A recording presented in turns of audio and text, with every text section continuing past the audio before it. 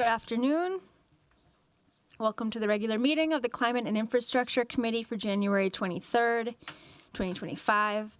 I'm Katie Cashman, the chair of this committee. Before we begin, I want to offer a friendly reminder that these meetings are broadcast live to enable greater public participation, and that includes real-time captioning to increase the accessibility of our proceedings.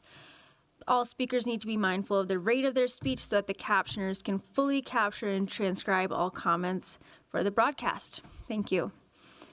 And for colleagues on the committee, we'll be using speaker management, so please log in. At this time, I'll ask the clerk to call the roll to verify a quorum. Councilmember Vita. Present. Osman. Present. Chavez. Present. Chowdhury is absent. Vice Chair Koski. Present.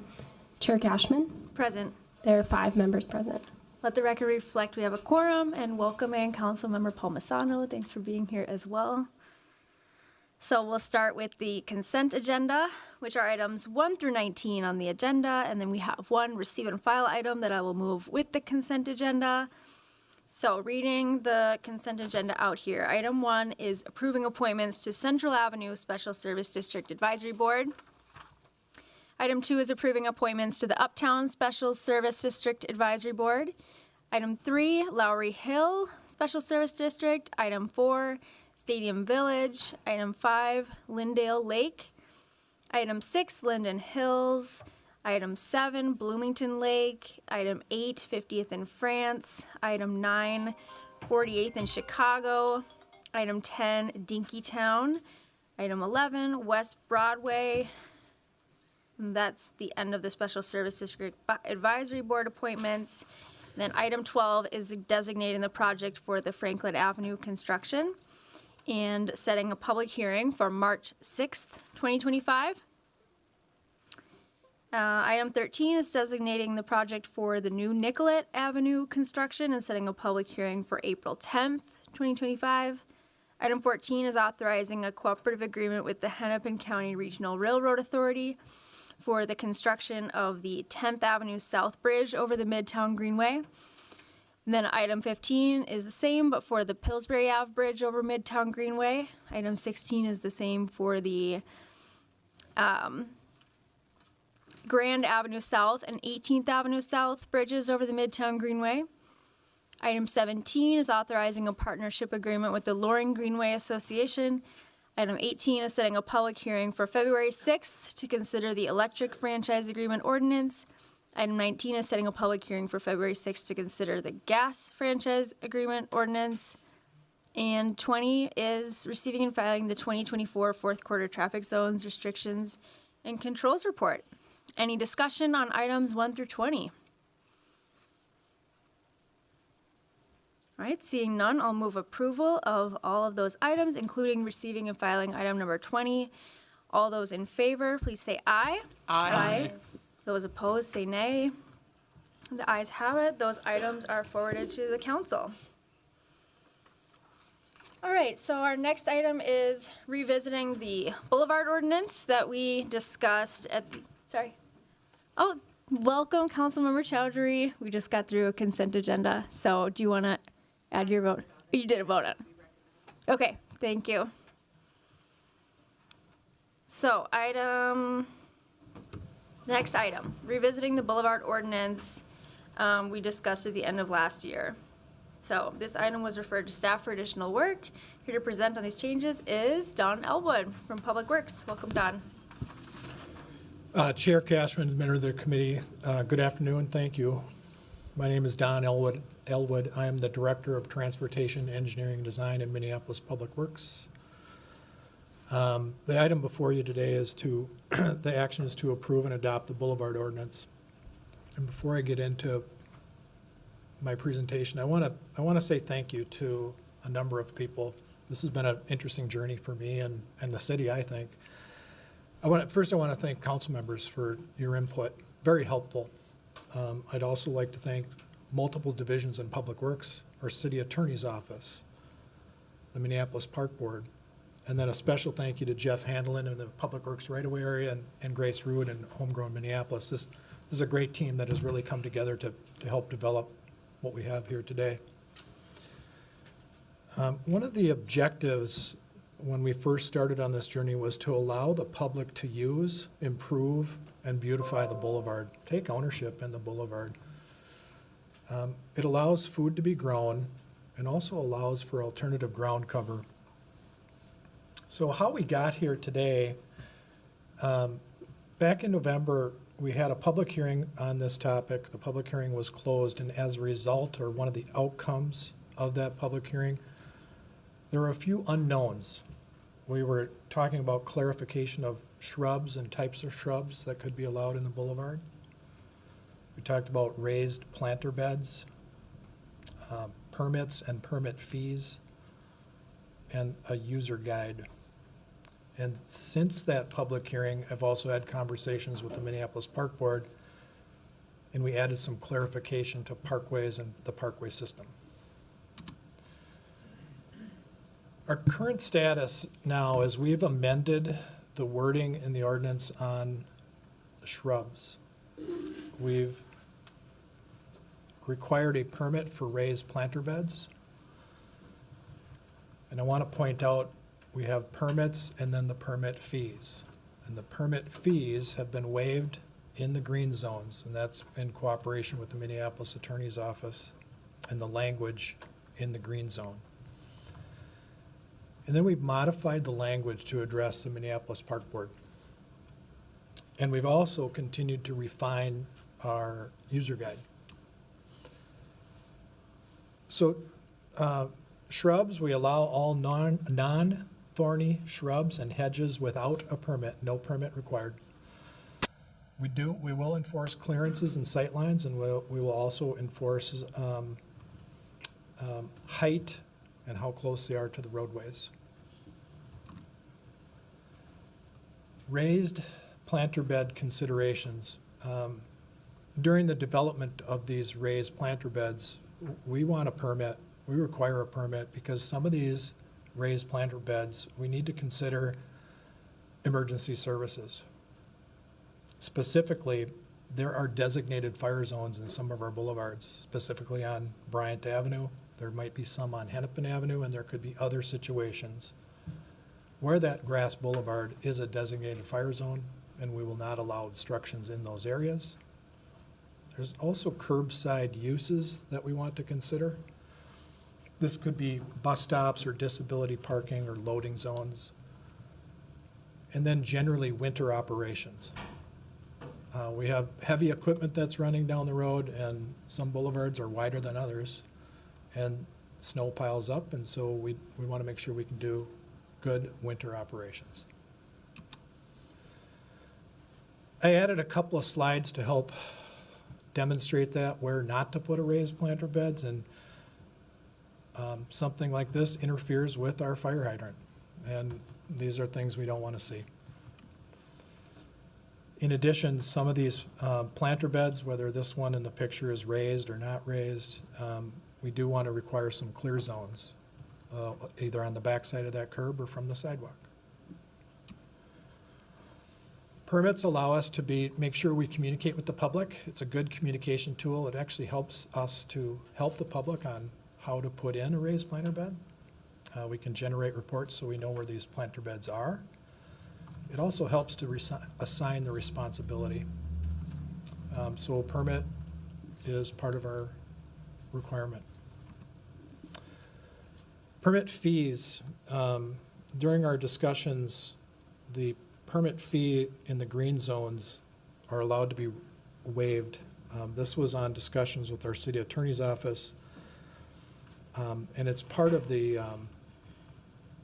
policy set by council that allows us to waive that fee, because we don't want people planting in contaminated soils. So the fees are waived in the green zones. Since that public hearing, the Park Board brought to my attention that the parkway system on this map, as notified by those green lines, is actually park land. And so a different permit will be required by the Park Board. So our boulevard ordinance does not apply on park land. So some homes are on the Minneapolis Parkway system, and as indicated in green here, and they would need to talk with the Park Board or get a permit from the Park Board. I wanted to make sure that was clear. We have a permit application process to try to make it simpler. My staff is always here to help if there are additional questions, but this is up online on how to go and apply for a permit and how to start that process to do raised planter beds.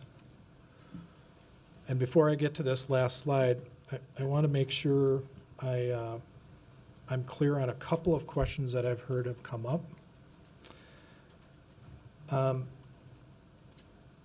Permits are going to be required for the raised planter beds and what I would call alternative ground cover. That could be rocks or landscaping. It could be brick pavers. That would be alternative ground cover. You'll need a permit for that. But you will not need a permit for these other things, planting, plants, shrubs. No permit is required. Double shredded hardwood bark mulch free of dyes. That's a lot. And other treatment is allowed to cover the boulevard in limited areas. Larger quantities would need a permit. Large quantities of mulch or alternative ground cover like rocks and pavers, that would still need a permit. Wood chips are not allowed. And as I talked about, raised planter beds by permit. I left this slide in here because we are working, we have an outline. Grace and Jeff have worked on a user guide. The outline is very good. They're on the right track to help our residents on how to do gardening in the Boulevard. That concludes my presentation. All right, thank you so much, Mr. Elwood, for the presentation. And first, I'm going to call on Councilmember Palmisano. Thank you, Chair Cashman. Thank you for welcoming me today. What started with the desire to update our ordinance to bring some existing boulevards into compliance has turned into really so much more, and really for the better, in my opinion. We heard some great feedback at the public hearing late last year, and we've had some good conversations since then.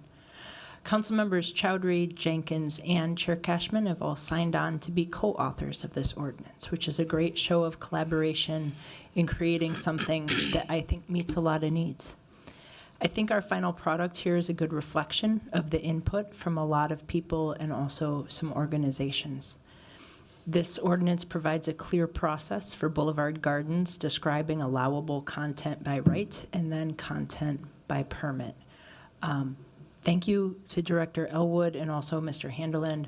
They've helped us keep some important things in mind to allow more use in our public right-of-way, to allow more types of vegetation and be clear about what circumstances, to have a permit process to allow more uses and also ensure the safety and well-being of the public. And it's really important that those two goals can coexist together. So we're really looking a desire to use our public spaces in more ways and for the public good.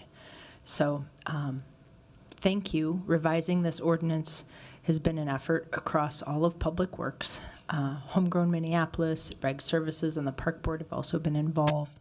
And I just want to thank them as well for their ideas and their feedback and their work. All right, thank you so much, Councilmember, for outlining the journey to get here and the goals as well. Next, call on Councilmember Chowdhury. Thank you, Madam Chair.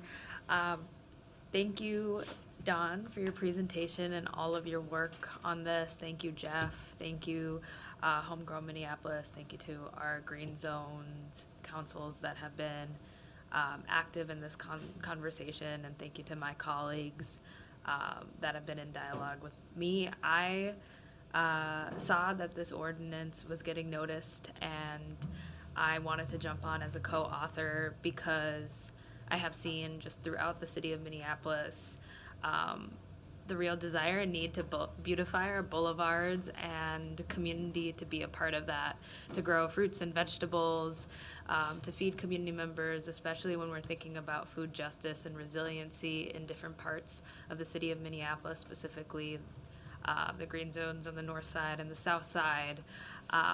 Minneapolis is a really unique place. I think we have a streak of being weird in the best way possible, and I think this opens up the imagination of what our residents can do together, and in the name of supporting community members and each other, but also in the name of just having fun things for us to do. I really appreciated the journey that we've walked on this.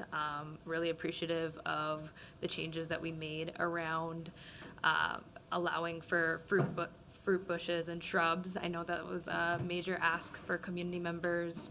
I think it's a great stride in equity to say that we are waiving all permit fees for the green zones. I know that those equity conversations are ongoing. I know that there is differences up here on whether there should be a required permit.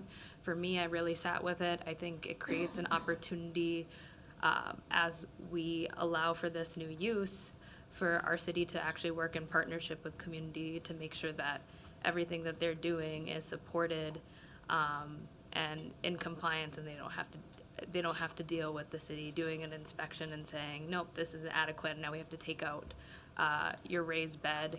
And I think there's more we can do. This is my ask and call to the department in the imagination of this ordinance and in the name of equity. I think there are opportunities and partnerships where we can have days in the community where we are permitting on site in the green zones and making it super accessible for community members to get those permits and start getting to work.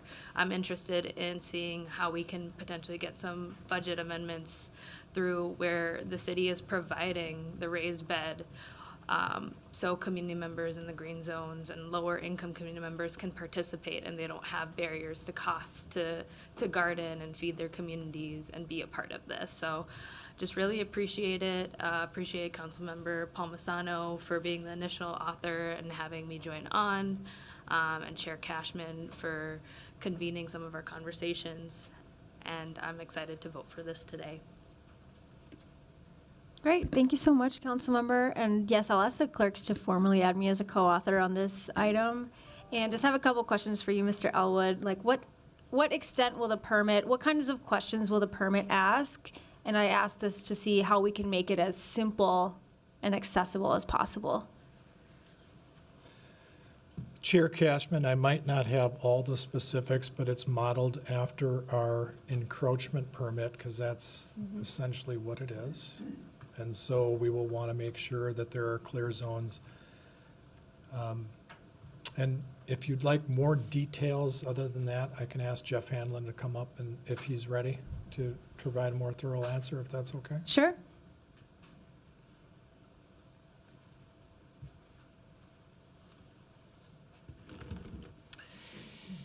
Chair Cashman, Jeff Hanlon from the Transportation Engineering Design Division of Public Works. So when people apply for a permit for a raised bed, that will be a right-of-way encroachment permit.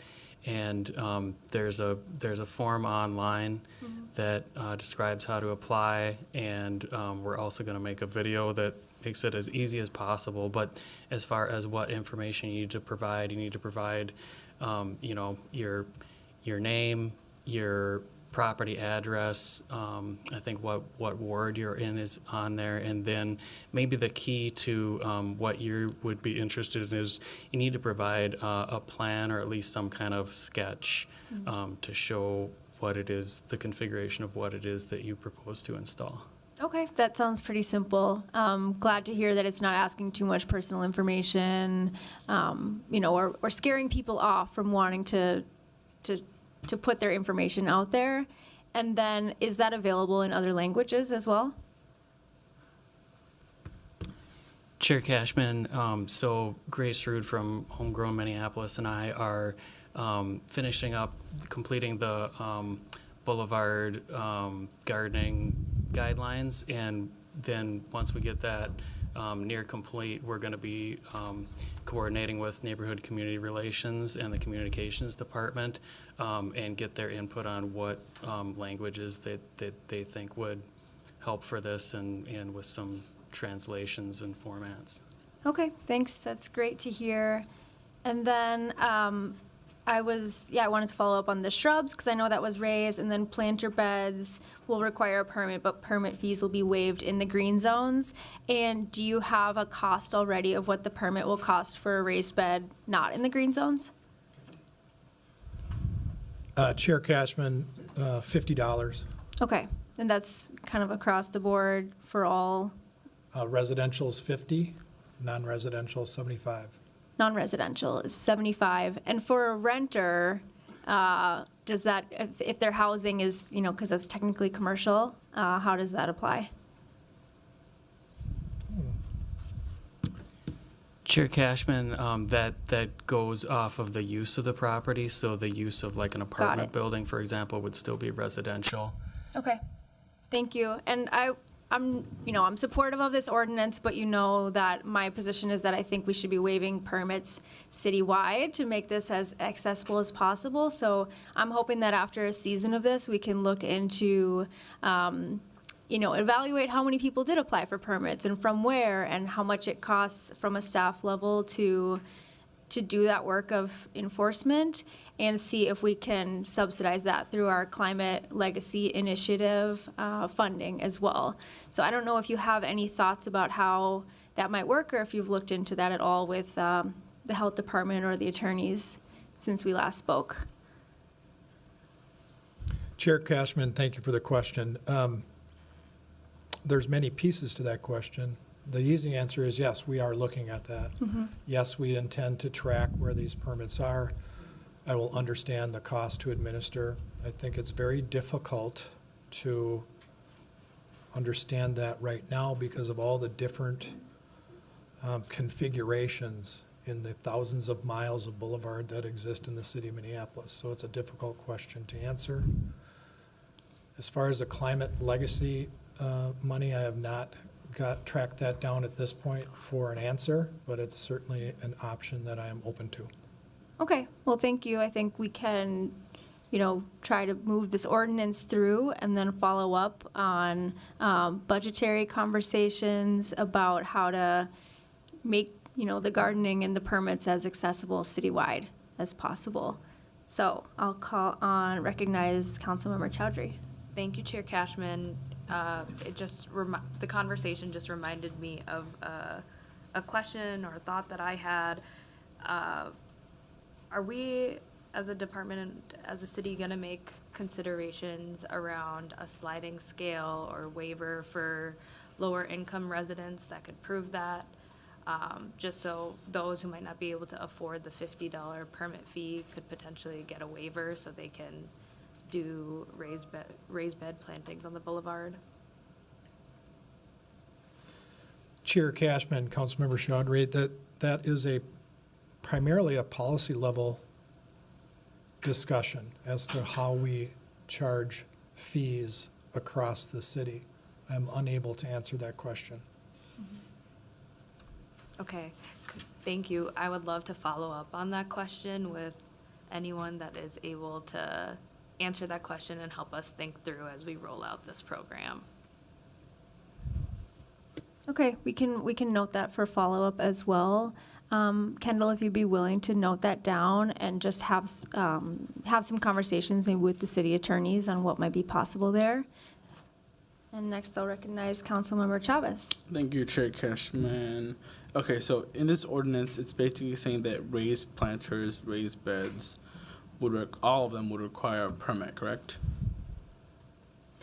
Chair Cashman, Councilmember Chavez, that is correct. Okay, and then the permit fees will be waived just in the green zones. Can you talk to us about how that decision was made? Chair Cashman, Councilmember Chavez, I need to look at my notes 1 second.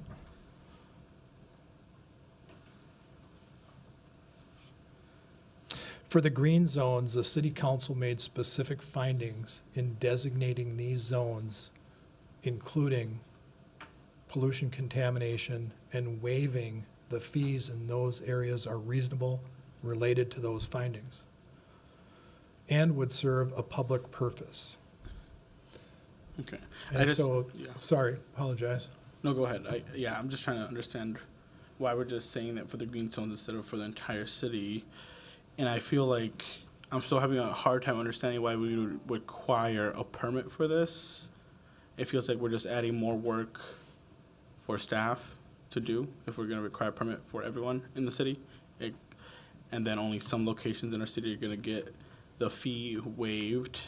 I also want to be clear, I would not support using CLI funding to address the fee, because I feel like at that point we can use CLI funding to actually address the climate crisis that we're struggling with, and we just shouldn't require a permit, because that would just, in my opinion, be a waste of taxpayer dollars. So I am struggling to support this ordinance today.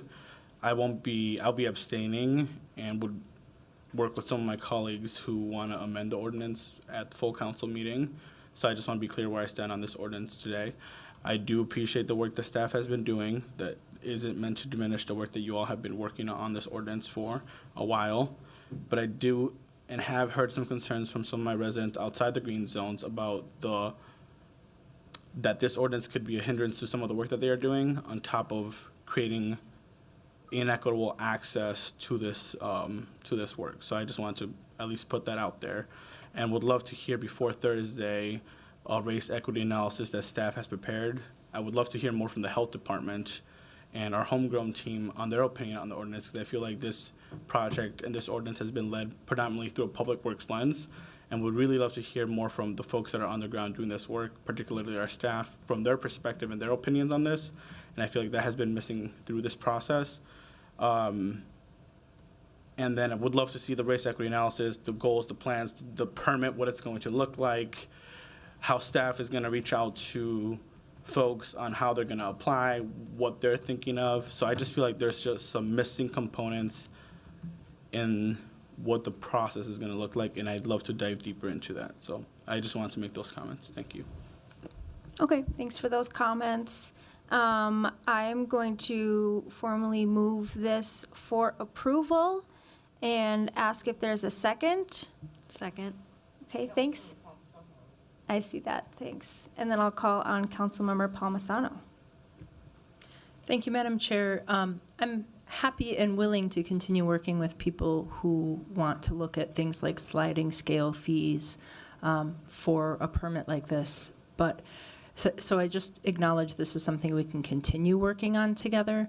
For one, from what I've looked at already and legally, it would require a whole program to be established and then for there to be reimbursement, right? This isn't that much different than in neighborhoods who help residents establish things like security cameras on their house and then get reimbursed, but they can't pay for it outright.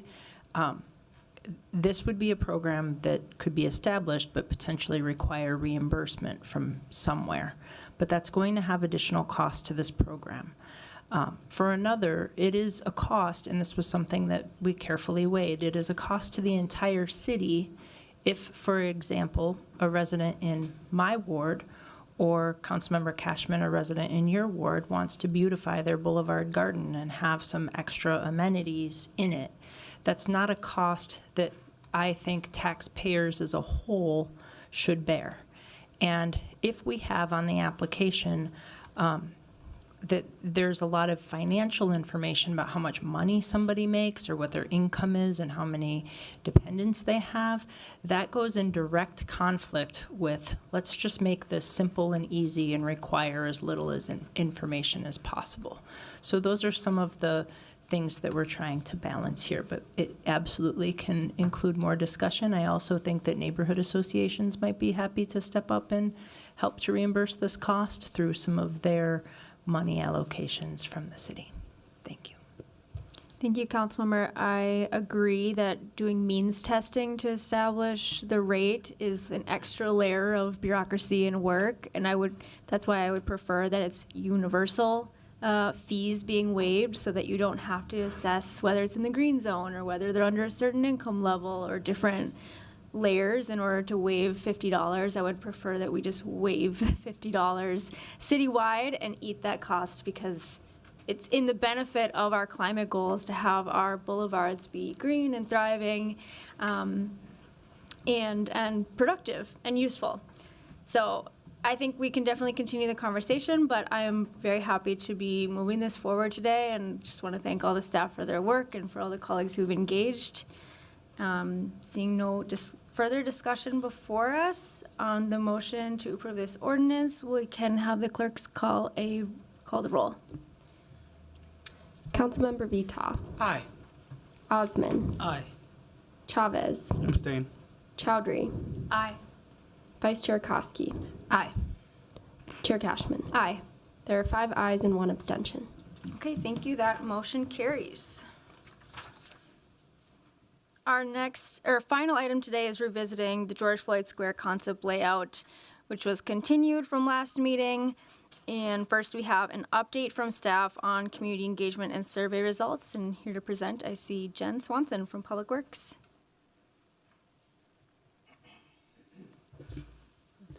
Chair Cashman, it's going to be Nathan Koster will be presenting today. Great. Welcome, Nathan.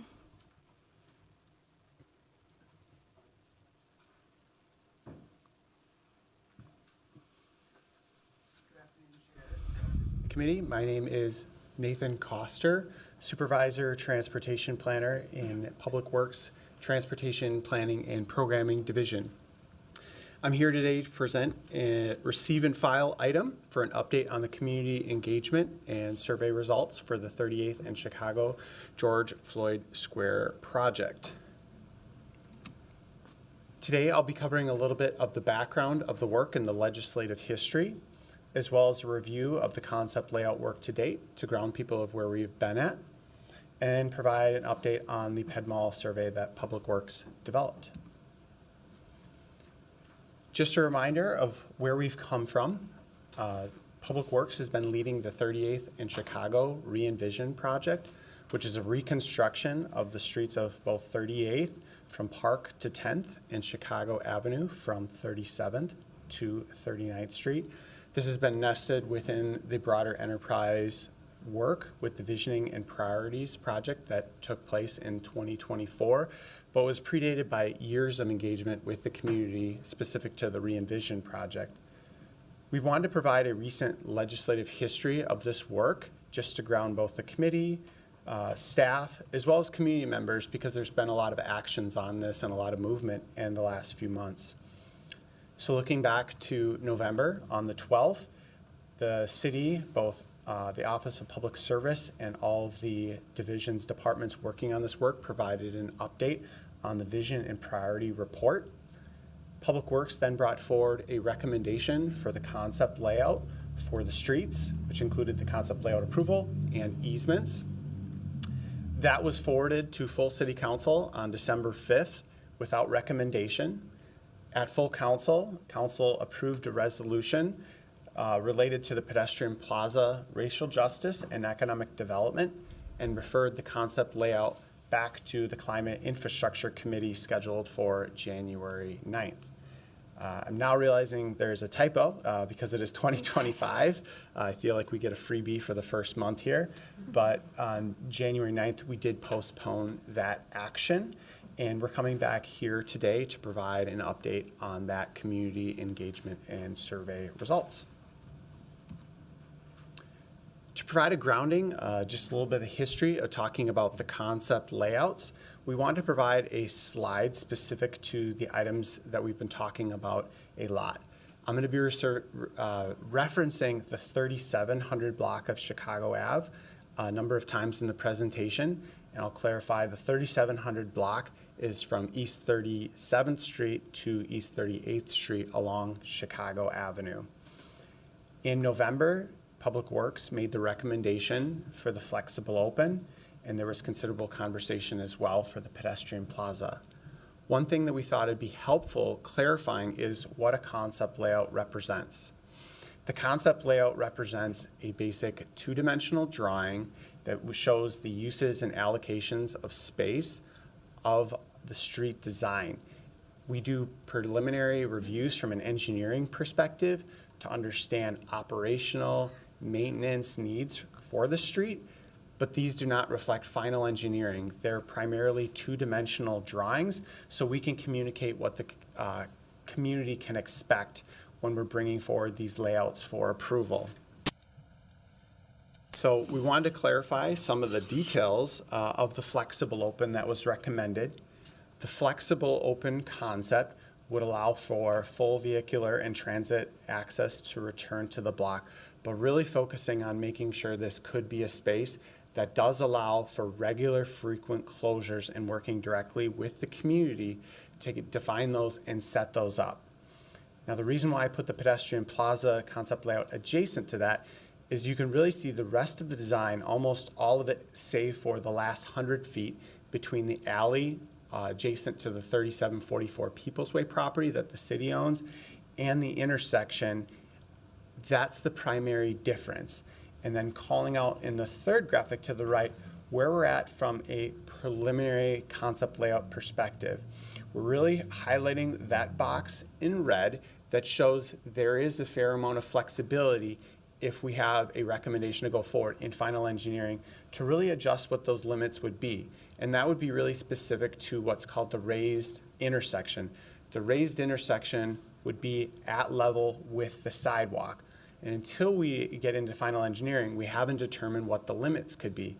In actuality, the limits of that raised intersection could look very close and very similar to the extents of the pedestrian plaza, but that would allow for continued flexibility and allowing for, at a future time, if that pedestrian plaza wants to be established, and it would not preclude that option in the future. Similarly, we showed potential gate locations.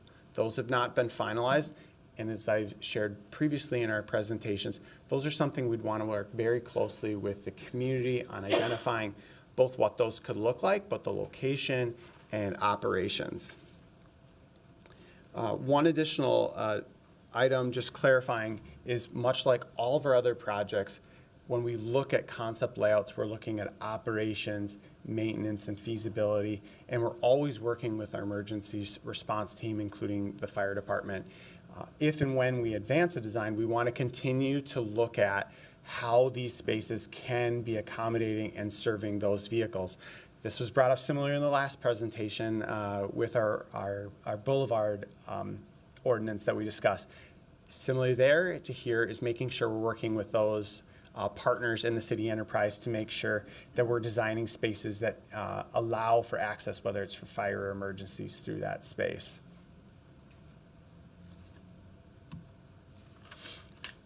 So previously to other presentations I've shared on this topic is really reinforcing the idea of creating these flexible spaces so they can be accommodating to regular, recurring closures to allow for the larger events and gatherings that would support the approved concept layout that was to move forward. These are just a few representative examples that we have, some locally, whether it's here in Minneapolis, or throughout the country, or even internationally. These are just ideas, and ideas that we would be very excited to work with community, council, what have you, to try to make this a reality.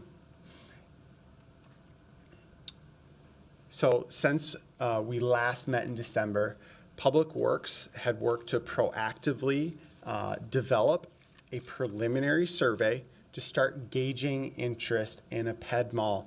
And we did this proactively, understanding the existing parameters of the state statute as it relates to the ped mall. This was a very proactive step to start to understand any potential protests from abutting property owners if a ped mall was to be advanced.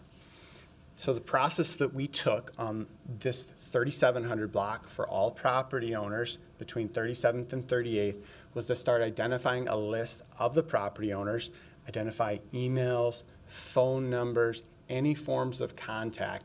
That even required going out and individually door knocking, word of mouth, how to get a hold of everyone.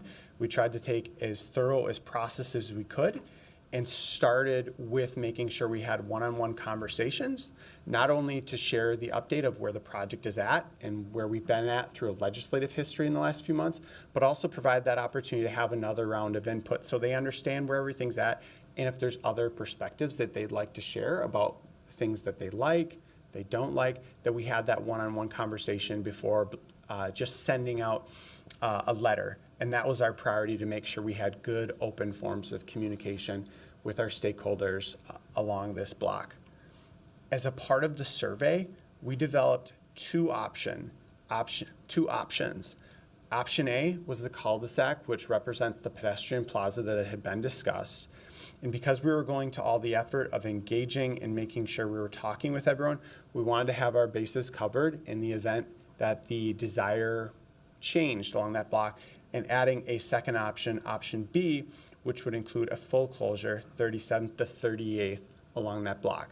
This had been something that had been discussed during community engagement, and since we were going to all the work to connect with all the property owners, we thought it would be in our best interest just to have all of our bases covered. So the survey overview and results. As I said, this focused on the 3700 block of Chicago Avenue. On this block, there are a total of 22 properties, 20 which are privately owned and 2 of which are city-owned. City owns the 3700 property, which is a public works property related to the stormwater pond, the Say Their Name Cemetery, as it's referred to the community, and the 3744 property that we've been discussing a lot, which is the CPED-owned property, People's Way site, that is in an active request for qualifications, the RFQ, with community to define a community-centered owner. Staff reached out to all non-city properties to conduct this survey on both of the options. So far, we've been able to contact all but one of the private properties. There's one single-family residential property that's been a little bit difficult to get a hold of, but we have done door knocking. But of the 20, we were able to get responses from 15 of the 20. Of the remaining 5, it's actually 4 different property owners because one owner has 2 adjacent lots. So we have been able to make substantial progress on that outreach, given that the survey was developed and started to be deployed at the end of the year between holiday seasons. But between establishing good relationships and being very diligent in communication, we feel like we were able to make really good progress on that in the short amount of time to come back to this body and be accountable and responsive to some of the questions that were passed. To date, on the responses on option A, the cul-de-sac, 100% of the non-city properties near the cul-de-sac would not support. And option B, the full, 100% of all the non-city properties would not support. And we've done this through a lot of one-on-one conversations. As I said, the priority was have sit-down conversations and have an open conversation and be able to talk more about the project, their feedback, and really anything that they had to discuss with the project and really build those relationships. Of that, all of those were in person except for 2. We had 1 virtual meeting and 1 meeting by phone call. Just it's been a lot to juggle everyone's schedules through the holidays. So today, I wanted to make sure we could share that and be able to stand by for any questions. This is the last slide I had prepared and the information that we had today. So that concludes my portion of the presentation, and I'd be happy to stand by for any questions. All right, thank you so much, Nathan, for the presentation. I will, wait for others to get into speaker management into the queue, but I did have a couple questions for you. So first of all, as you were presenting in, was it November last year, the 3 options that you looked at, the PED Mall, the PED Plaza, the Transit Mall, and then the open concept. As you were doing the pedestrian plaza concept, did you do this type of survey last year? Chair, we did not do this specific type of survey. Okay, and as we've been working with the city attorneys and looking into the state statute around developing a pedestrian mall ordinance, we've learned that certain legal findings need to be made, including, access for alternative routes for private vehicles and access for emergency vehicles and other things.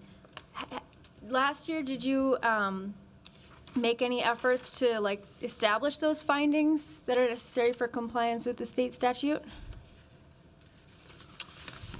Chair Cashman, members of the committee, while we did not make a specific report that would establish an ordinance as laid out by the state statute, a number of these things are regular elements as we do project development, as you've said, reasonable, suitable access. I've already mentioned we've done multiple rounds of engagement with the fire department, like we do on all projects. So many of these findings were questions and technical items that we did advance as staff, but we did not make a specific report as prescriptively laid out in the state statute. But many of these tasks, as I've said, are things that we do with every project we bring forward to make sure that we're bringing forward feasible projects that can be owned, operated, maintained, and serve the public. Okay, so the legal findings for state statute and PEDMAL ordinances are largely done and compliant.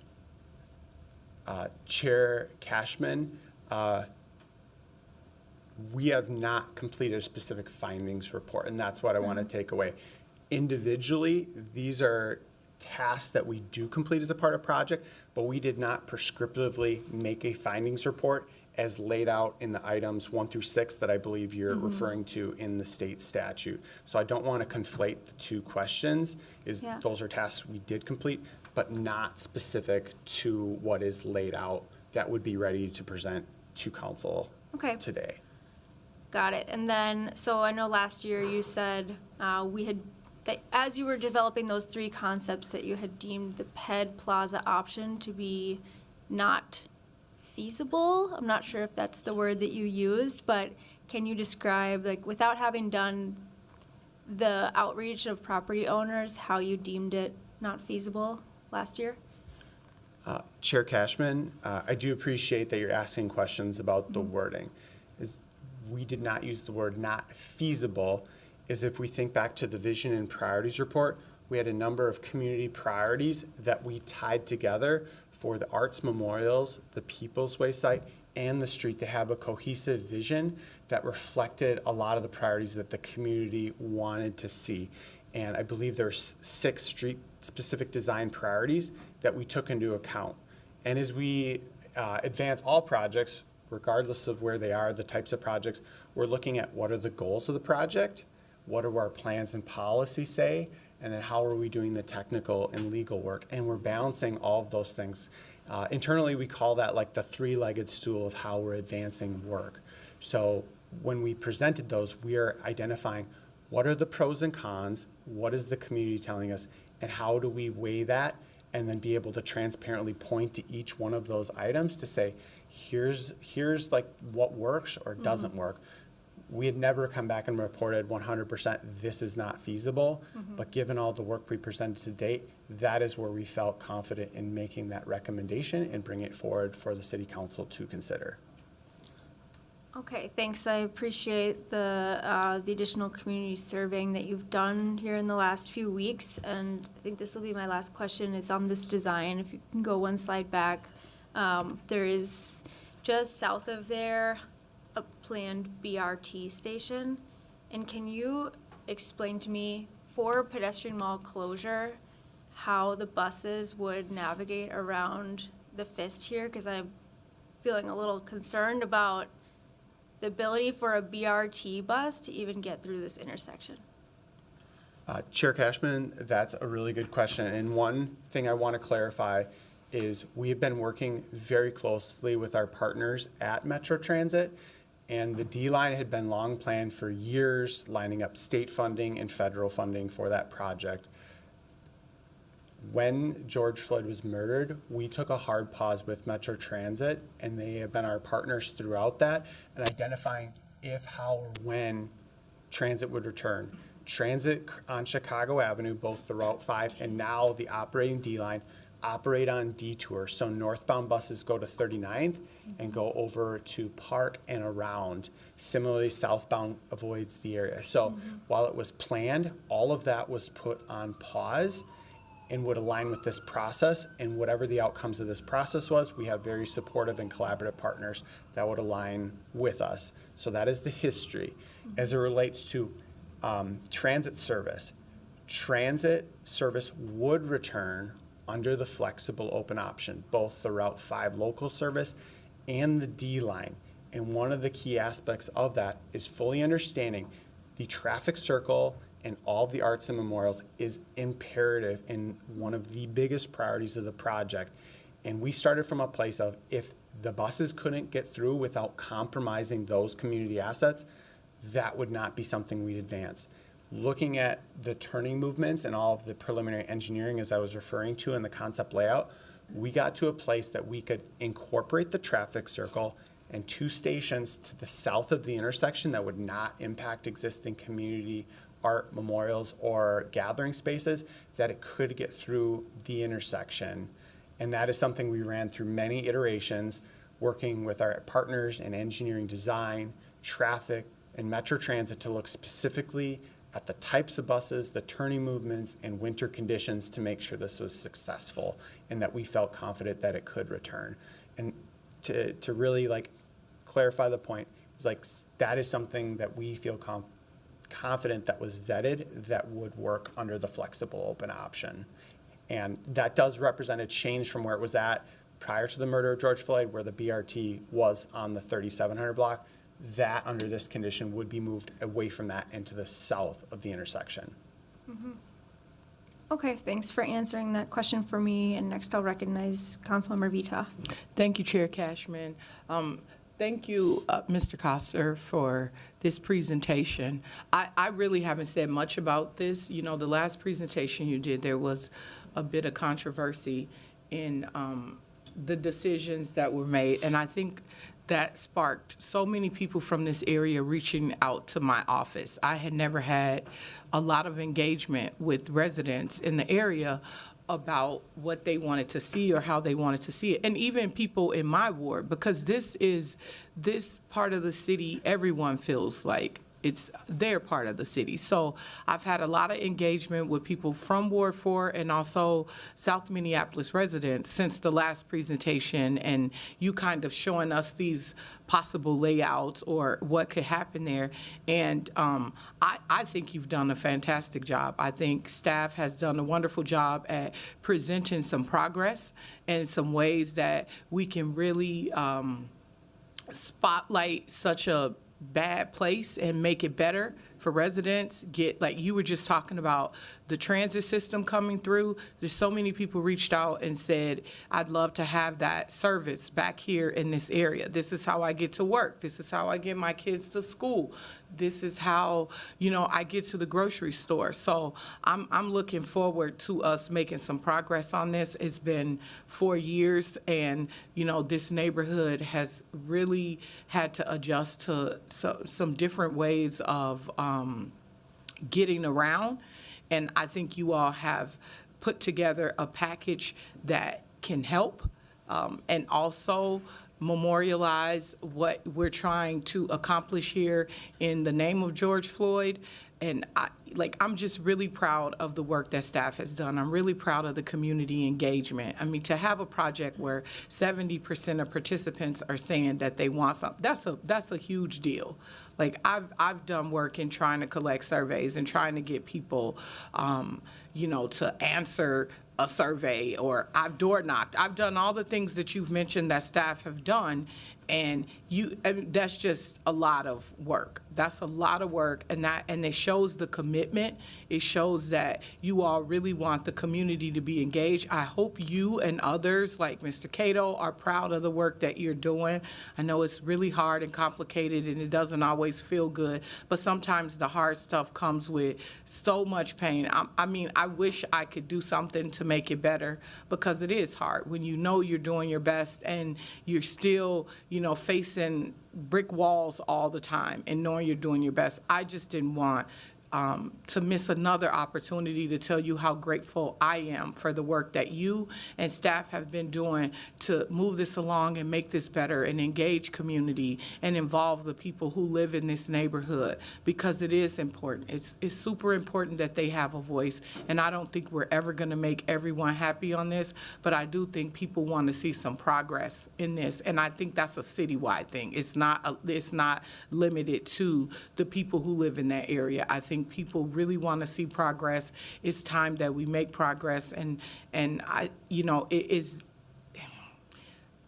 just, thank you for sticking with it. Thank you so much. Thank you, Councilmember. Next, I'll recognize Councilmember Osman. Thank you for that presentation. My question is the 15 properties you mentioned, are those like residential, commercial? What is the mix of those properties? Chair Cashman, Councilmember Osman, as I mentioned, there's 20 private properties, excluding the 2 city properties. There's 2 that are residential. One is a duplex, and we met with the owner of the duplex and the property manager. The other one, as I mentioned, the one that's been difficult to get a hold of, is this one single-family residential that we have door knocked and tried to get a hold of. So that is really the mix of uses on the block, 2 primarily residential, while the rest are mixes of commercial properties. Okay, I got it, thank you. And then the survey, was it verbal, or is it just writing option A and B, select which one you like? Was it similar to that, or just the interview? How was that survey taken? Councilmember Cashman, or Chair Cashman, Councilmember Osmond, that's a great question, and we want to be really thoughtful and intentional. We do surveys a lot in the city. You get a link, you get something in the mail, it goes right away. The reason why it was so time intensive is we wanted to make sure that people understood what the project is, because some people are not as close and a lot's been moving, and what this actually meant. So it was our intent is no one would get like a cold survey in their mailbox. As both myself and Alexander Cato from Office of Public Service, who's here in support today, I thank him for helping me, because we made it a goal to like everyone would get a one-on-one face-to-face meeting with staff. This was all direct. And as I said, this provided an opportunity to give all their feedback. Most of these meetings lasted an hour. So 15 of those property owners got direct FaceTime with us to talk about the project more broadly, and then fully understand like what is this and what isn't, what it isn't. And so they understood that, because we understand that like if you're being asked to conduct a survey and potentially sign related to your parcel number, you might have questions related to it. So we wanted to make sure we were really thoughtful of how we did this and get a high number of results in short order. Okay, right, thank you. Just want to say that, and I'm sure they didn't have another checkbox where it says, or have you recorded what they prefer the plan to be, other than A and B, or? Chair Cashman, Councilmember Osman, yes, the goal was to get the sign off, and other than the one residential property, I've been able to get all the signatures. One, I've been having a text message back and forth of trying to find a time in South Minneapolis so we can cross paths and sign off, but I've gotten formal signatures of a majority of the respondents. Not like a verbal, or maybe it is like all in-person signatures that reflected the meetings and the conversations we've had. So it isn't if I wanted to make sure we could walk in and have a thorough conversation where I could say, I got a signature, or I need to find them find them somewhere and get them to sign. But a majority have been hard signatures in response to the survey. Well, thank you, and thank you for the other staff for making that happen in a very short time. My comment is that, this is a historic site, a symbol of freedom and a worldwide phenomenon, movement that happened. And I think that it will take us a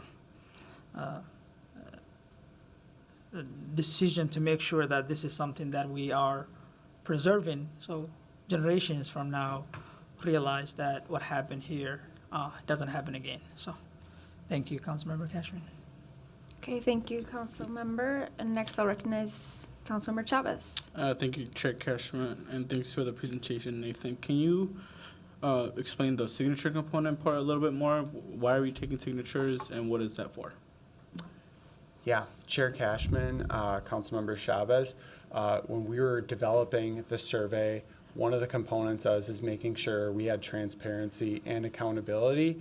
So when we as staff come up here, it isn't, well, we heard, via text or someone. We wanted to make sure like it was like something that we could point to say, yes, we don't vouch for us. It is, we have something physical that shows that we had the meeting and that we followed through on that. And in the survey, I believe we have distributed to some council members. I might have to have Tim chime in. but we crafted it in a way that it was very clear that this was just a preliminary information gathering survey, and that's why there was that more personal touch. So like people had some level of confidence of what this did represent or not, and they weren't either misunderstanding or scared away from participating. And just, you know, as we talk a lot about engagement and trust building as staff through complicated projects, we wanted to remove as many barriers as possible for people to feel like they could participate, and that would reflect our approach on all projects as employees. For sure, thank you. And that was my understanding at first. I just wanted to make sure that that was still the case, that it wasn't looking for signatures and then this process is done through the official channels of going through the pedestrian ordinance model that we would have to go towards. So I just want to confirm that publicly. I think the only comment I'll say here is that as someone that actually represents the area, the conversations right now about Nicollet Mall being turned into pedestrian mall, or, you know, getting buses off Nicollet, the conversation hasn't been, do you want buses off Nicollet? It's mostly been, buses are coming off Nicollet, whether you like it or not. And here's engagement. And, you know, that is a hard pill to swallow for many of my residents, where having a pedestrian conversation has been combative in the city enterprise, but somehow downtown Minneapolis, it's let's do it. Let's bring downtown back. Let's get buses off Nicollet for folks. And I just wanted to make that comment very loud and clear today, that is very frustrating, especially in a diverse area of like South Minneapolis. And I wanted to make sure that I communicated that to my residents. And based on this presentation, I think I also want to make sure my residents don't get confused, because they're probably watching this at home. The open concept is not a pedestrian mall. Whether there is some potential barriers or potential gate locations that could come, that's not a pedestrian mall. And I don't want my constituents to think that that is a pedestrian mall, and the presentation today could be confusing to some of them with the particularly raised intersection of the open concept. And I want to be clear with my constituents, that is not a pedestrian mall. And to say that we would want to do an open concept and maybe 20 years down the road have a pedestrian mall, no, my community wants guarantees. They don't want false promises or insinuations that this would be a pedestrian mall eventually. And I just want to make it clear that the open concept is an open concept. So, thank you. Thank you, Councilmember Chavez. Next, I'll recognize Councilmember Chowdhury. Thank you, Chair Cashman. Thank you, Mr. Costner, for your presentation. I have a series of different questions, and I want to say that the questions that I have is no way a reflection of appreciating the work that staff's done or disparaging it. I really, really appreciate all the time and effort you've taken. I know it's taken a lot of time, especially coming into the new year, but it is more a reflection of kind of what I've been wrestling with. I haven't spoken much on this myself, and just some confusion that I'm feeling and seeing within this process as we discuss these options. The first thing, Councilmember Cashman may have asked this, but I wanted to ask a little bit more directly just to clarify. The flexible open option, since it has gates that close, would that have required, or does that require a pedestrian mall survey? Chair Cashman, Councilmember Chowdhury, I would probably seek a little bit of input here from Tiffany, if she would want to jump in. Thank you, Chair Cashman, Councilmember Chowdhury. Yes, if a gate is closed at any regular interval, whether it's every Saturday, whether it's once a month from 9 to 5, any regular interval that would close the area off to pedestrian or to traffic and make it pedestrian only would trigger the pedestrian statute. Thank you, and this might be for you, Attorney Spoor. Within the state statute for a pedestrian mall, does the city have to articulate when those closures would be? Thank you, Chair Cashman, Councilmember Chowdhury. Yes, the state statute requires us to specifically put in our ordinance that would be creating what times and spaces and dates that a pedestrian mall would be active or a street would be closed. Thank you. I want to note that this is a huge point of confusion that has just gotten some clarification, and I am glad that we took the time of not rushing through the process for this, because the concept that we were planning on voting on, or was before us, option C, was a flexible open. But at that time, we did not know that we would have to do a pedestrian mall ordinance. And that's coming to light now for this. The confusion that I have with this like flexible close and open, whether it's the raised intersection or the flexible open, is how do we articulate that to the state? How do we, if businesses for the larger block are already 100% in disagreement, how is that an option? And then the place where I see even more a lack of like realistic feasibility is how would our community even apply to do a closed situation? How would we permit for that? Would we have to permit for that? And then also, we're talking about transit and bus rapid transit going through here. How would we create a calendar with Metro Transit to determine the days where the whole block would be closed off? And how would that not be a major disruption to transit service for individuals that rely on the D line? And these are some of the questions that I have for you if you've considered for this flexible open or the raised intersection. How would we work with community to close it off? And how would we work with Metro Transit so it didn't disrupt transit service? Chair Cashman, Councilmember Chowdhury, I can answer one part of your question first. Is as a part of the survey process, one of the intents of having that conversation is we could have a little bit more nuance of what the project is. And what I can clarify is the aspect of recurring but not full-time closures was something that there was support for, but without having a clear definition of like what that regular recurrence would be, or down the like when an ordinance would be established if it was for Ped Mall. Like that's what we wanted to make sure that there was a conversation open for, not an all or nothing. So I would say the nuance of that conversation, it was that if there was something set up more regularly but not permanent, there was more openness to that other than as compared to just a hard full closure. I believe there's maybe some other questions in there related to how we partner with our agencies and Metro Transit and business owners. I think until we define with the community like what success of like recurring closures would be, it would be hard to say like what those impacts of those closures would be for communication, working with emergency response. So those are things that we would be committed to working to figure out. If there's anything else, Tiffany, in there that I may have missed, I would ask if you jump in. Director Sexton also wants to weigh in too. Yeah, thank you, Chair Cashman. And I just wanted to address 2 points that have come up recently. The first, this is the flexible option, I just wanted to clarify, and the pedestrian plaza would look likely functionally the same. It's a matter of how often that gate would be raised. There's, especially given the tragedy in New Orleans and other instances, it would not be an unimpeded, there would be some sort of delineation or break between the street and that pedestrian area. And there would need to be continued access for loading, for emergency vehicles and other sort of essential services.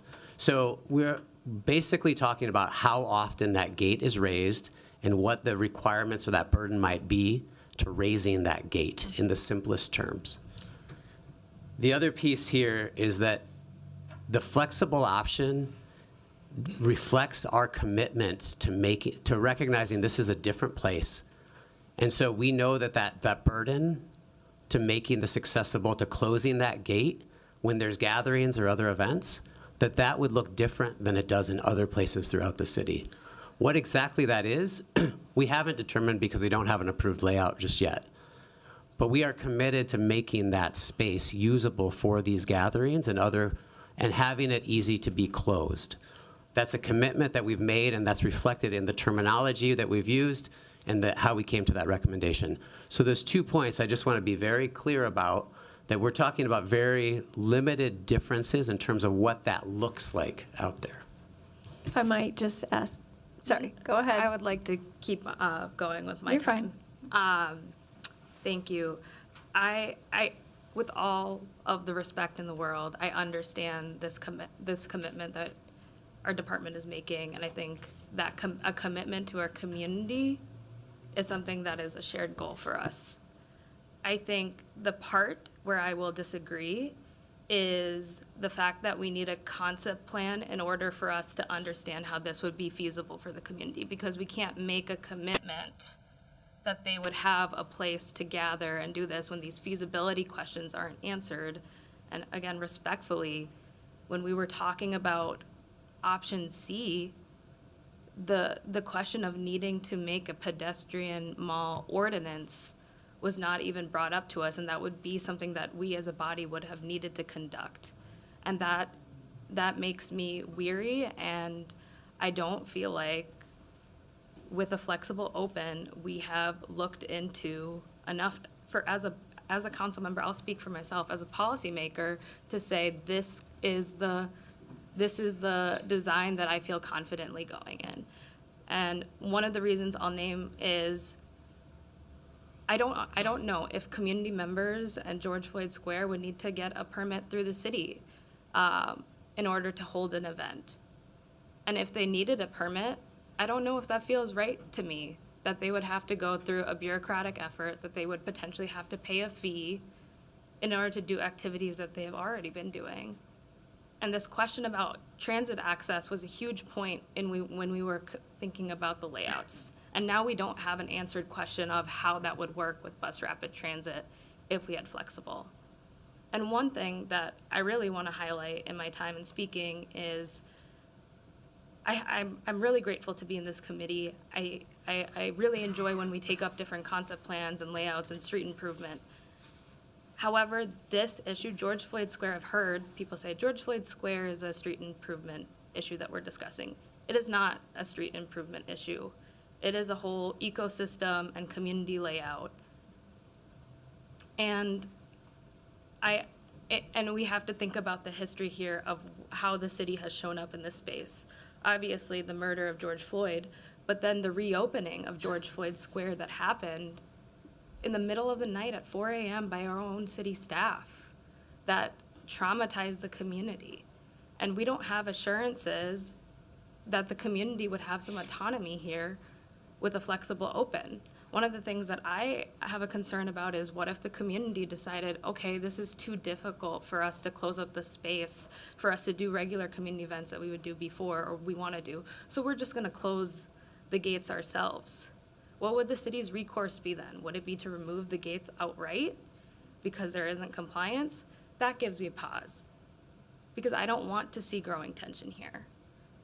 And I also think there's a compromise to be found as a body, and I think the idea of option A, where it's that partial cul-de-sac, is one that is worth considering and looking at feasibly for how we could do that.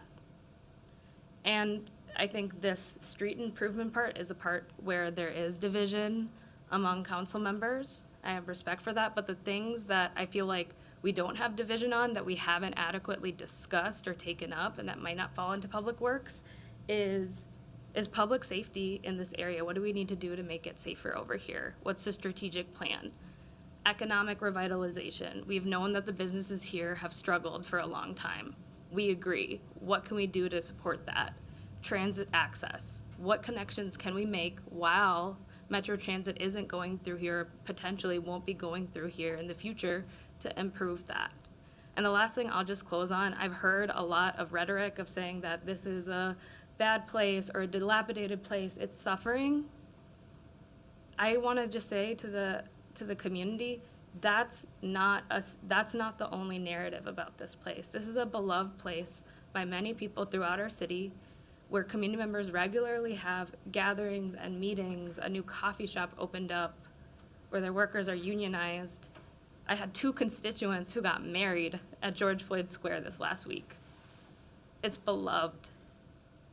And there are good things happened here. And it's not just this tattered image of a place that is dying out. No, despite the actions of the city, community members are coming together and bringing life here. And here's an opportunity for us to really feel clear about what this means for the community and figure out what we're doing. And at this point, we don't have a concept plan where I'll again say as a council member that I feel confident in voting for. Thank you, council member. I did get back in queue, following up on some things that you said, Director Sexton, that there's, not many design differences between the PEDMAL and flexible open. And I think, first seeing that, I can understand what you mean, but I also am seeing 2 BRT stations here on Chicago. That seems like a pretty expensive difference. And then also the cul-de-sac part is different between those two options. So I just want to understand how, a BRT station is no small lift to install. What is the difference between those options in terms of time and cost of those elements that are clearly different? Yeah, thank you, Chair Cashman. If it's okay, I'll have Nathan start this off. Chair Cashman, that's a really good question, highlighting our partnership with Metro Transit. This is something they already had budgeted for as a part of their D-line, and with us being able to generally design the layout, we would put in curb, gutter, street to match what they need to do, and then they would bring in their funding and put the finishing touches on. So it would not have an impact in any meaningful way on our street project as it relates to the BRT. However, on the flip side, if we were to remain on long-term detour and that was permanentized, there is the question of additional city investments that have to be made on other streets to be able to accommodate those buses long-term that are city streets. So that is still an open question of how the city would have to pay for additional investments for those detoured streets, specifically 39th, which was never designed to be a bus route. Mm-hmm. And then I believe you had a second question, but The cul-de-sac element is also very clearly different between the two options. So what's the cost analysis and timeline analysis of those two? Great question, again, Chair Cashman. So one thing I was mentioning with this is a concept layout. So until we get a approved layout, we're not able to take it down to the dollars and cents. But what Director Sexton was alluding to is that as we look at the space for needs for emergency access, and as we continue to work with our internal partners, Director Sexton had mentioned there is a need to have access for whether it's fire, emergency vehicles, to have a space where potentially you would have to have a mountable space. And as our fire code indicates, 20 feet of clear. So a 20-foot space would likely have to be reserved where there would be no vertical elements where vehicles would have to get through. So when you look at the difference that we're trying to illustrate on the screen, where the raised intersection is called out, where there's that space that would be flat, potentially raised if we get to that point of engineering, that would have to be unobstructed. Similarly, the pedestrian plaza would also have potential mounted space that would also have approximately 20 feet of space where there would be no vertical obstructions. And that's kind of trying to verbalize what the point of being of it could look very, very similar in design. Mm-hmm. And I'll let Director Sexton jump in if I missed anything. Nothing to add. I think Nathan captured it very accurately. Okay, and then I heard you say that there was support for a recurring closure of the street, or there was more support for that during community engagement, and I think that's really positive to hear. And because I definitely support that, a frequent occurrence of open streets at this space. Open streets meaning streets closed to cars, and it's very confusing to differentiate those things, but that's what I mean by open streets, is the open streets events that we put on when we block off car and bus access to make room for pedestrians. But my question here is, when you did this survey to property owners about whether they support pedestrian plaza, why didn't you ask them if they would support a regular cadence of street closure? That's a great question, Councilmember Cashman. So we were trying to be responsive to was the resolution that got brought forward. Mm-hmm. But as I stated, having an open conversation and trying to ask and be open about what other things could or couldn't work, that is why we were very intentional on those one-on-one conversations to have a more nuanced conversation of what do you feel about like it? Well, is it all or nothing? Is it hard closure? Or what if there was regular events? And trying to figure out what those spaces were, so then we as staff could take that information in, but also be able to share it back to like figure out like how and where do we take this. But we did have to draw the line on this preliminary survey at some point, so it wasn't endlessly open-ended. And that was the best place we had, given the information from council and internally of how we'd want to move it forward and be responsive and accountable to what was presented to us. Okay, I just think that probably we wouldn't have had 100% no if the question would have been, would you, be open to a regular cadence of events? Likely there would be less no's, right? Chair Cashman, and this is why I think I'd responded to Councilmember Chavez of like, if I'm going to speak to numbers, I would rather have it signed, but I would say the conversations were much more open and positive to that description of like regular frequent closures as compared to like permanent full-time. Okay. And I think that's why having a good conversation keeps the door open, and why we didn't want to be perceived as like, hey, this is all negative. It is very much like, if this wants to be an option, we have to be positive and we have to be able to articulate our needs, desires of like what those options are in the future, which is why we approached it in that manner. Okay, I'm going to recognize Councilmember Chavez. Thank you, Chair Cashman. And I got back on cue because, I want to clarify to the public, because I think if they're watching this, they're going to get utterly confused that somehow the open concept is literally almost the same as a pedestrian concept. It's not. Look at the photos. The draft concepts are clearly very different. And I don't want any insinuation of the public getting confused from that. So I want to make that very clear. But not only are they completely different in the draft concept layout, there is a key difference here. In the summer of 2020, the Minneapolis Police Department murdered George Floyd, and it literally broke the trust of Minneapolis residents with the Minneapolis Police Department. The trust. Trust was broken by many residents. I'm not going to say all, but many. And I'll speak for my residents in Ward 9. There was a trust between many of my residents and the Minneapolis Police Department. And the reason I'm mentioning that is because we're talking about approving a concept layout and then hoping that you will trust your city government that eventually, 10 years down the road, 20 years down the road, maybe 5 years down the road, they will create a pedestrian mall for you. They're asking the same government that murdered George Floyd to trust you, to trust the city enterprise that they're going to build a pedestrian mall 5 years, 10 years down the road. That's not happening. I'm sorry. to have my constituents trust that that's going to happen years down the road, I do not trust that. I myself don't even trust that. So what I'm saying is there's a clear difference here. There is an opportunity to move forward with the pedestrian concept, guaranteeing that that's what we're going to do by passing a concept layout plan at the same time as passing an ordinance. That is a process. And then the other route that we're talking about is potentially passing an ordinance after construction, after this is all done, and then hoping that it happens. The clear difference isn't just the draft concept plan, it is the trust between government and its citizens. And that's what I want to highlight here. That is a big difference. Trust has been broken with many of our constituents, and the route we decide to go towards, that is a key difference, and it's trust, trust, trust. So I just want to make that very loud and clear today, that that is not a small thing. Trust needs to be earned, and trust has not been earned by many of our residents. Thank you. Next, I'll recognize Councilmember Chowdhury. Thank you, Chair Cashman. I had a couple questions that came to mind, again, about the pedestrian mall ordinance, and this is probably for City Attorney Spoor. In order for a pedestrian mall to be allowed, there's obviously the survey. What percentage of businesses or owners of frontage need to support in order for that to be enacted by the city?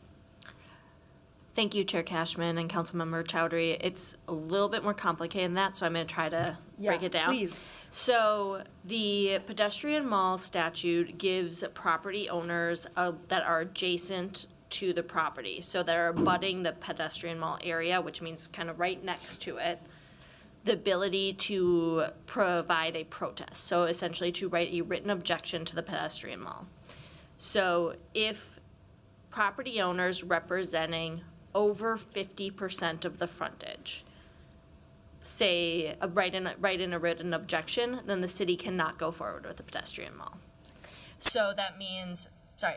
I was just gonna say if you could define frontage for those who might not know what that is. Frontage means that's the property that is abutting or next to the pedestrian mall, so surrounding the pedestrian mall. So for example, you could have a property owner that owned 51% of the abutting frontage because their property is very large. They would have, in that case, they could be the only one who objects, and it would still be, the city would still not be able to go forward.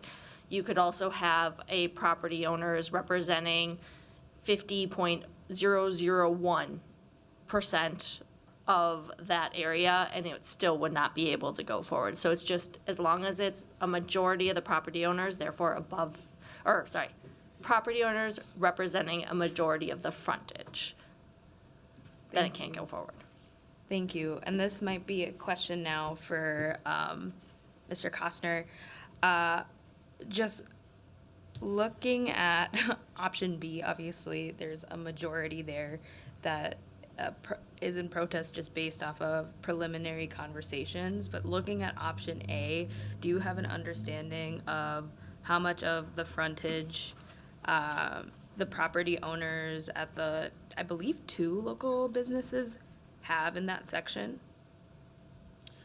Chair Cashman, Councilmember Chowdhury, as I mentioned, these are preliminary concepts, so like without the final engineering, we're unclear if like the design may force the cul-de-sac to be a little bit to the north, a little bit to the south. So to get exact numbers without all the detailed design, we're unsure if there could be utility conflicts or how it would actually work once we got into detailed design to give like an exact number. Because if you look at I'm going to move forward to this slide. As you can see, the way the parcels line up, it does become very close because of the presence of the alley in the public right-of-way there. And the way the cul-de-sac comes in is we need to preserve access to the public alley for trash pickup, what have you.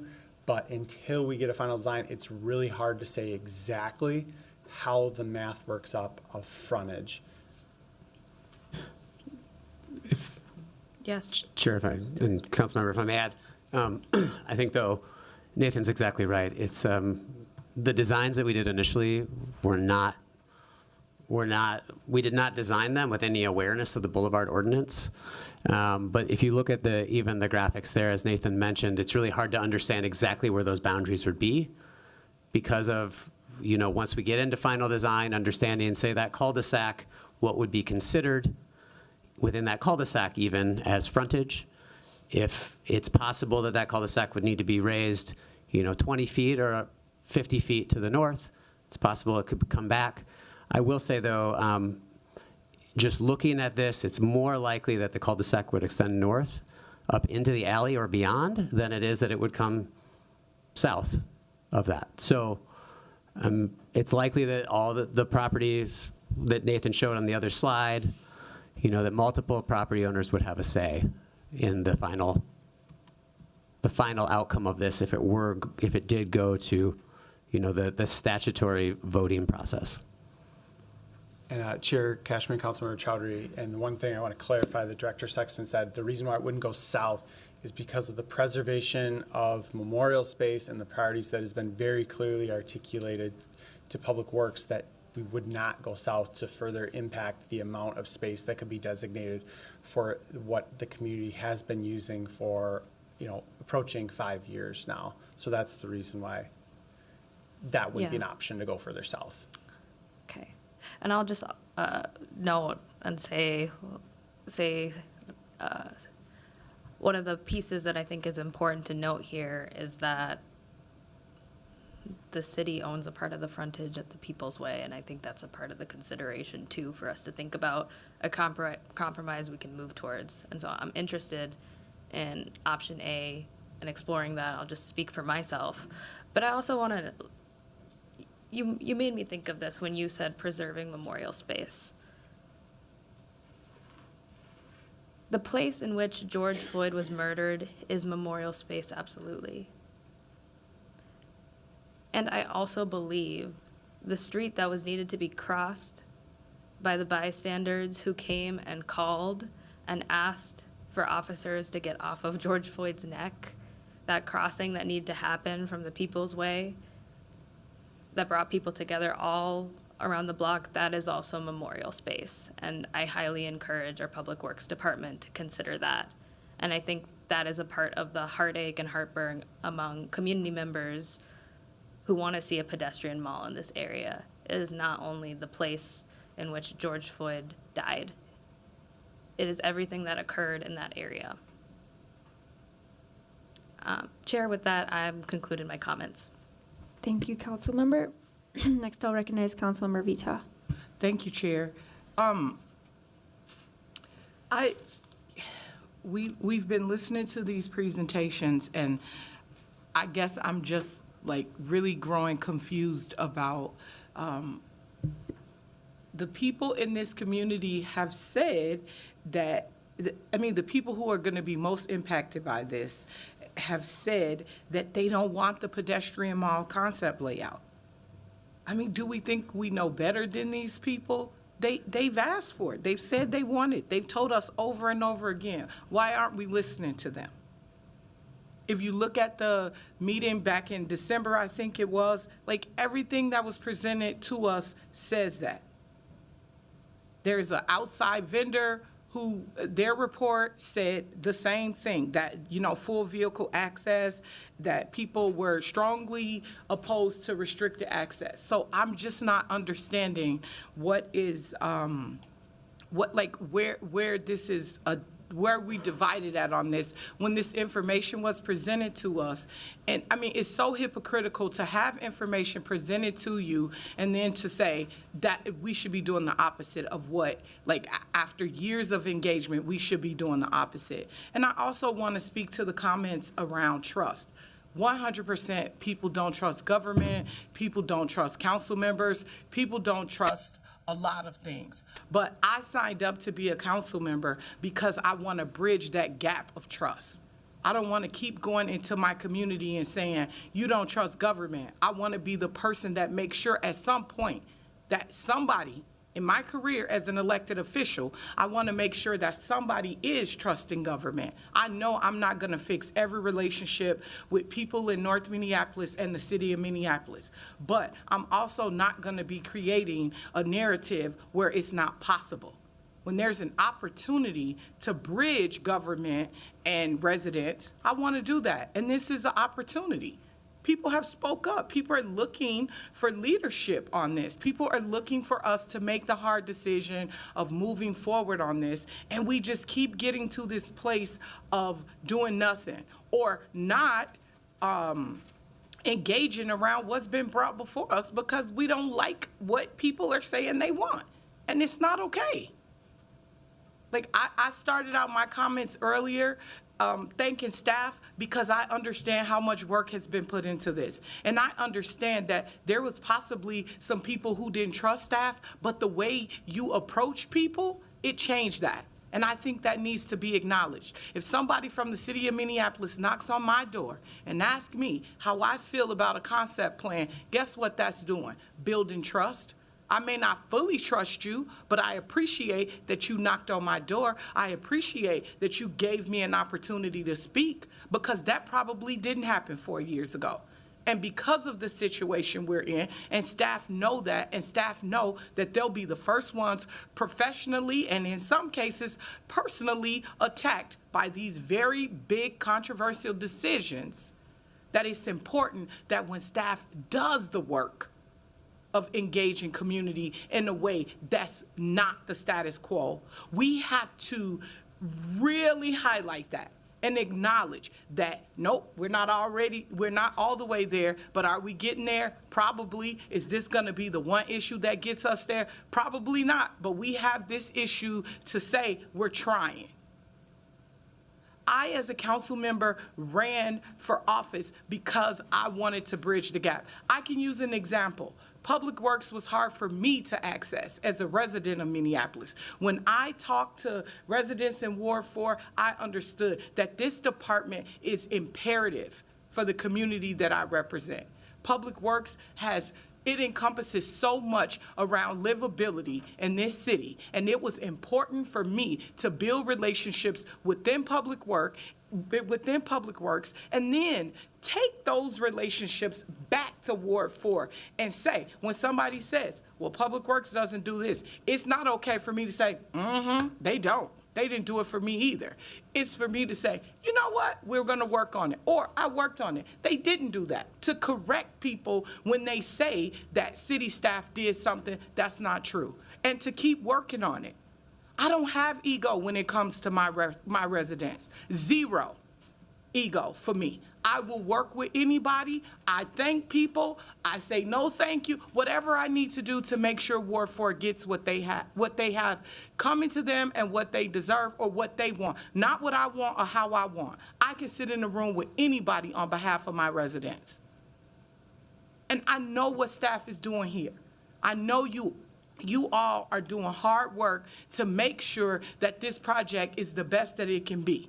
And so, no, everybody doesn't trust you, but I know you're working very hard to build trust with community. I know you're working very hard to build trust with council members. And it's not okay to keep creating a division when people are working hard on progress. I want every staff person who has worked on this to go away feeling like you have done something. It's not bad. It's good. You're presenting to us options. It's up to us to make the hard decisions. And go back to community and say, nope, it may not be where we want it to be, but trust that as your council member, I'm gonna see it through. And make sure that people behind you see it through also. That's our responsibility as elected officials. You shouldn't have to take on the responsibility that we signed up for as elected officials and continue to create a division between us and what constituents say or what other people say about a particular area or whatever. It's not okay, and I don't want any staff member to take any responsibility for that, in particular on this, because I know you're doing a damn good job at seeing this through and making sure that we get the best of what people asked for. Thank you, Councilmember. So seeing no further discussion on this item, I'm gonna motion to continue it another cycle to February 6th. On that motion, all those in favor say aye. Aye. Those opposed say nay. Any abstentions? Ayes have it. This item is continued. So with that, we've concluded all business to come before the committee, and without objection, we stand adjourned.